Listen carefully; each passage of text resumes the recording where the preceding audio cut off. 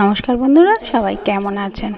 আজ কিন্তু চলে এসেছি ছাদ বাগানে। ওখান থেকে নিয়ে নেব কুঁদরি আর বেগুন। আর এই কুঁদরি আর বেগুন আমার নিজের গাছেরই, তুললেই কিন্তু আবার পেকে যায়। রেখে রেখে ফ্রিজে রেখে রেখে আজ করব কাল করব করে আর হয় না কিছুতেই। তা আজকে কিন্তু একদম মনে মনে ঠিক করে নিয়েছি, আগের কিছু কুঁদরি আছে আর আজকে যা গাছ থেকে তুলবো। আসলে গাছটা ছোট, সেই জন্য অল্প বিস্তর কিছু হয়। আর ছাদ বাগান থেকে তুলে নিলাম বেগুন। আজকে নিরামিষ রান্না করব।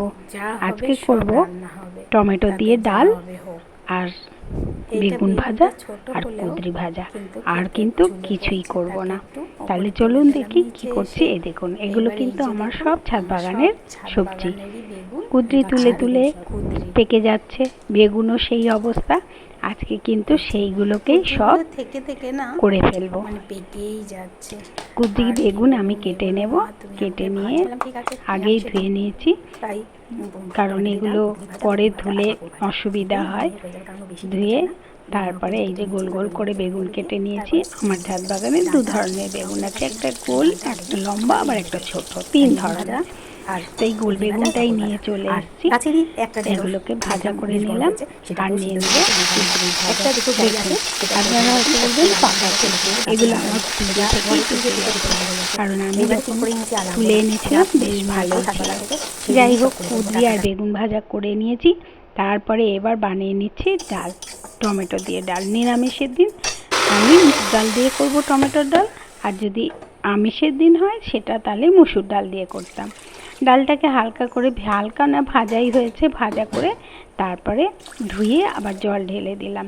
তারপরে দিয়ে দেব বেশ 3-4টে টমেটো বেশি করে, আর দিয়ে দেব কাঁচা লঙ্কা। এবার ফুটলে, ভালো করে ফুটে যখন একদম জলটা মরে যাবে, তারপর ভালো করে ম্যাশার দিয়ে ম্যাশ করে একটু ডাল কাটার মতো ঘুটে নেব।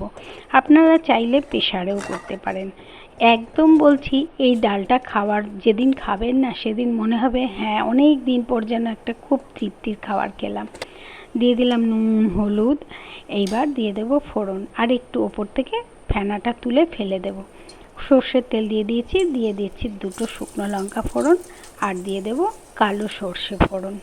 কালো সর্ষে দিয়ে দিচ্ছি, আর দিয়ে দেব কিন্তু কারি পাতা। অসাধারণ লাগে খেতে এই ডালটা। একবার বানিয়ে খেয়ে দেখবেন, মনে হবে সত্যিই যেদিন কিছুই ভালো লাগছে না, সেদিন এইটা খেতে খুব ভালো লাগবে। এই ডাল আর একটু আলু সিদ্ধ বা কিছু ভাজাভুজি হলেই একদম তৃপ্তি সহকারে খেয়ে নেওয়া হবে। ডালটা সব মাড়া দিয়ে দিলাম, হয়েই এসেছে। দেখুন, এইভাবে একবার ফুটলেই ব্যাস হয়ে গেল। আজকের সবাই ভালো থাকবেন, সুস্থ থাকবেন।